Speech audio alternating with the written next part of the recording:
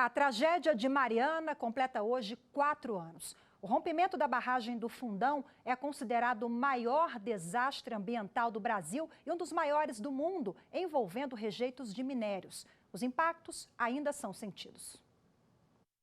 5 de novembro de 2015, o mar de lama invadiu o distrito de Bento Rodrigues, a 35 quilômetros de Mariana, Minas Gerais, levando tudo que vinha pela frente.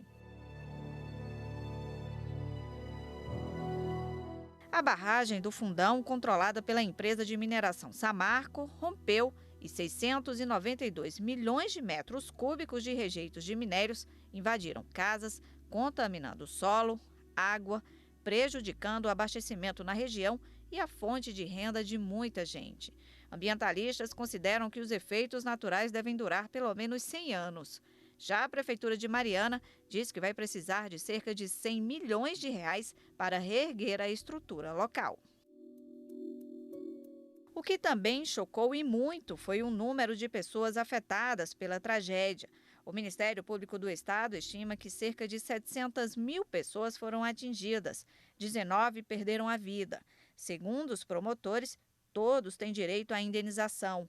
A Fundação Renova, criada pelas mineradoras para gerenciar a crise, afirma que mais de 319 mil atingidos foram indenizados. O problema, segundo o Ministério Público Estadual, é que a fundação responsável pela identificação e reparação aos atingidos tem violado alguns direitos das vítimas. A Renova comete em campo várias irregularidades, várias violações aos direitos dos atingidos, a gente tem percebido isso. Reconhece uma pessoa como atingida, a outra não é reconhecida como atingido, né? O pescador com carteirinha é reconhecido como atingido. Aquele pescador que pescava para sua própria subsistência, porque tinha uma vida muito difícil e precisava do peixe para sobreviver, esse não é reconhecido. Só que é tão afetado, ou às vezes até mais afetado, porque são pessoas mais humildes, né?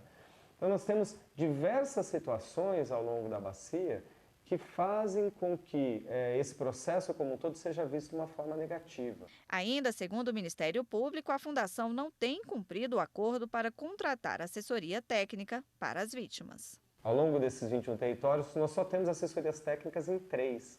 E a Vale e a BHP têm dificultado a contratação das assessorias técnicas justamente porque esses profissionais em campo vão fazer com que os problemas sejam melhor resolvidos sob a perspectiva dos atingidos e não sob a perspectiva da Fundação Renova. Na Justiça, das 21 pessoas que respondiam criminalmente, 13 foram excluídas da ação. Apenas 8 entre funcionários e ex-funcionários da Samarco permanecem respondendo pelos crimes de inundação com resultado de morte, desabamento e 12 crimes ambientais. Em uma carta divulgada para as vítimas, a Fundação Renova diz que o processo de indenização é regido por um modelo participativo que envolve cerca de 7 mil pessoas, ONGs, instituições e universidades. Na carta, a Fundação diz que já reconstruiu casas em Bento Rodrigues e resgatou o nível da água de antes do rompimento. Ainda segundo a Renova, as indenizações pagas a cerca de 320 mil pessoas somam 1 bilhão e 800 milhões de reais.